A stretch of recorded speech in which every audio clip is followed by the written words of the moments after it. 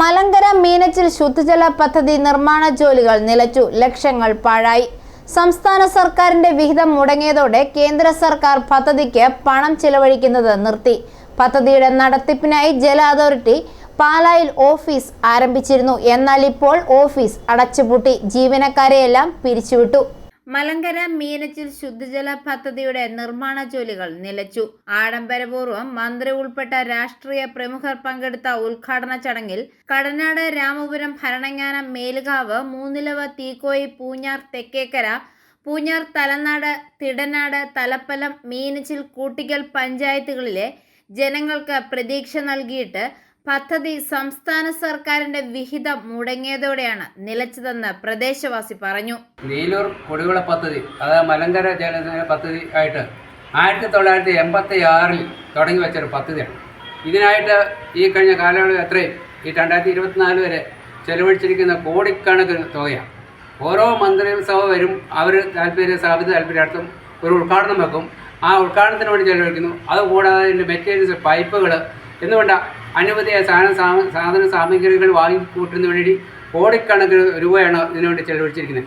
എന്നിട്ടാണ് ഇപ്പോൾ ഈ പദ്ധതി നിർത്തലാക്കാൻ നടപടി ഇവരെടുക്കുന്നത്. ആലോചിക്കും, ഇത്രയും നീചമായ ഒരു നിലപാട് ഭരണാധികാരികളുടെ ഭാഗത്തു നിന്ന് ഉണ്ടാകുക എന്ന് പറഞ്ഞാൽ സമൂഹത്തോട് യാതൊരുവിധ പ്രതിബദ്ധതയില്ലാത്തതിൻ്റെ ഏറ്റവും വലിയ തെളിവാണ് അതിൽ കാണുന്നത്. കേന്ദ്ര സർക്കാരിന്റെയും സംസ്ഥാന സർക്കാരിന്റെയും വിഹിതം ഉപയോഗിച്ചാണ് മലങ്കര മീനച്ചിൽ ശുദ്ധജല പദ്ധതി നടപ്പാക്കുന്നത്.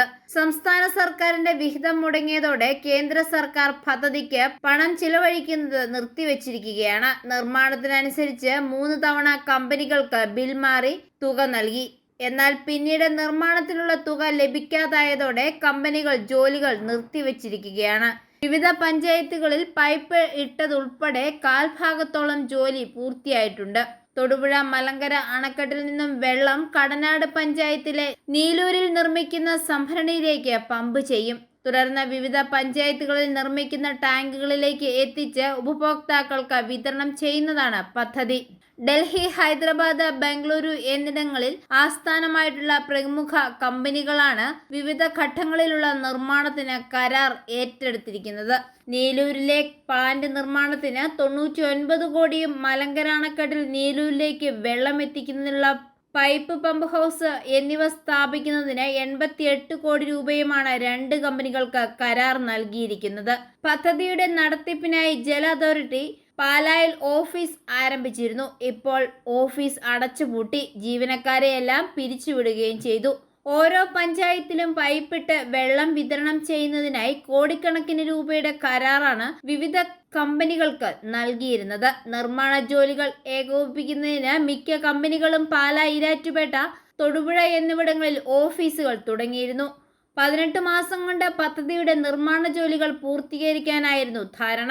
1243 കോടി രൂപയുടെ ഭരണാനുമതിയാണ് പദ്ധതിക്ക് ജലവിഭവ വകുപ്പ് നൽകിയിരുന്നത്.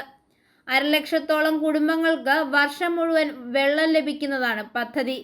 കരാർ തുക മലങ്കര കുടിവെള്ള പദ്ധതി എന്ന പേരിൽ ആരംഭിച്ച കുടിവെള്ള പദ്ധതി പിന്നീട് രാമപുരം കുടിവെള്ള പദ്ധതി, പിന്നീടത് നീലൂർ കുടിവെള്ള പദ്ധതി എന്നും ആക്കിയിരുന്നു.